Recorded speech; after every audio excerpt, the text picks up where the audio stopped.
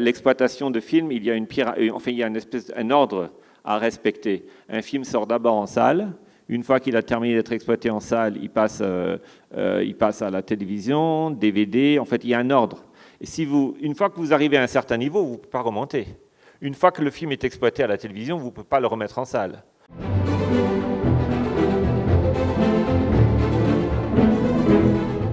Les conditions de visionnage ont un impact très important sur l'expérience. Vous pourriez regarder par exemple une pièce de théâtre chez vous à la maison en DVD, mais ce n'est pas du tout la même chose. Donc pour moi, un film qui n'est pas fait pour être montré en salle, ce n'est pas du cinéma, c'est autre chose.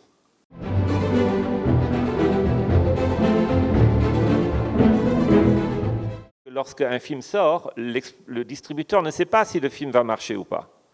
Le problème des films africains avant, c'est qu'ils arrivaient et sortaient en piratage, étaient diffusés, mais personne n'avait la moindre statistique pour savoir quel film avait marché, quel film n'avait pas marché. Donc, pour un distributeur français, il se disait, un film africain, ce film africain, ça change quoi? On ne connaît pas la différence. Maintenant, pour la première fois, en fait, depuis peu de temps, en Afrique, on peut sortir un film comme celui-ci et le confronter au public. Donc non, les salles sont nécessaires pour avoir un chiffre à partir duquel tous les produits dérivés peuvent s'aligner au niveau des prix. Donc incontournable pour moi.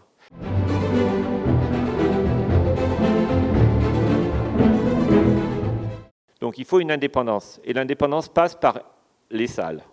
Et il y a incontournablement les salles. Et c'est un drame. Parce qu'en Côte d'Ivoire, avant, il y avait énormément de salles. Oui. Il faut appeler un chat un chat. Les salles n'ont pas été rénovées. Elles n'ont pas été correctement gérées. Dans les années 70, on avait à peu près 26 salles à Abidjan seulement. 26. Ouais. S'il n'y avait pas, je ne suis pas là pour chanter les louanges des uns, si on n'avait pas les salles majestiques aujourd'hui en Côte d'Ivoire, on ne pourrait pas parler d'industrie, de quoi que ce soit. Il n'y a pas d'industrie.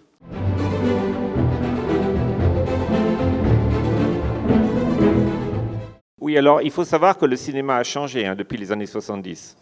Je suis très sévère dans mes propos. Dans les années 70, on projetait un film avec un projecteur sur un écran, avec un haut-parleur, ça s'appelait du cinéma. Bon, le temps a changé. Aujourd'hui, tout le monde a un écran plat à la maison, un plasma, smartphone, etc. C'est fini cette époque. Si les gens doivent payer pour aller voir quelque chose, il faut que ce soit projeté dans des conditions techniques optimales. C'est une réalité.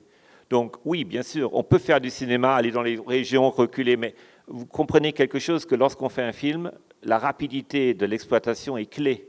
Le film sort le lundi, c'est dans les 2 premières semaines que vous verrez combien de gens sont venus voir le film. Le reste, c'est du bonus. Si vous commencez à aller ici, là, d'abord vous allez dépenser trop d'argent pour votre frais de distribution, et vous le ferez pour des raisons charitables, il n'y a pas de mal à ça. Mais là, on n'est pas à nouveau dans l'industrie de cinéma. Parce qu'une industrie de cinéma ne peut exister que si le public est prêt à dépenser de l'argent pour le produit. Et donc, moi, ma démarche, elle est claire. J'essaye de construire une industrie. Je l'ai dit à monsieur Loïc Wang, qui nous a très gentiment organisé ça ici aujourd'hui, je le remercie. Mais il y a 2 démarches. Il y a la première démarche qui consiste à faire du cinéma. Ça, c'est une démarche tout à fait louable.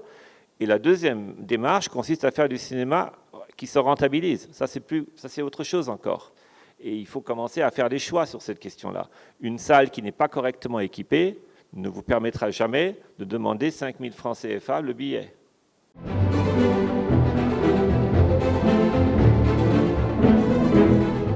Quand je fais un casting, je prends les acteurs qui sont les plus convaincants, on va dire. Moi, je fais des comédies. Dans la comédie, il faut que l'acteur me fasse rire. Vous avez un acteur qui arrive et qui est très très bon, mais qui ne me fait pas rire dans une comédie, ce n'est pas bon signe. Et donc, c'est sur ce point-là que je me décide. Il faut que ça vienne un peu du feeling. Vous voyez ?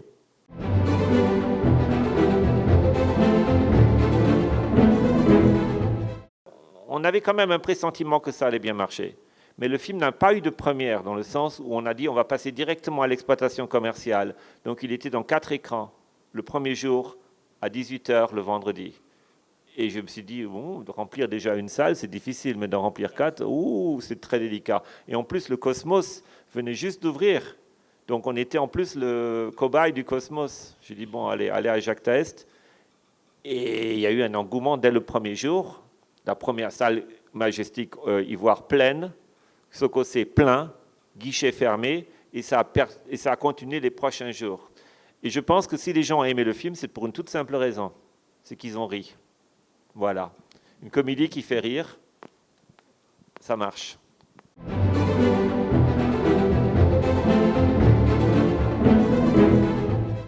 Il ne faut pas se faire d'illusions.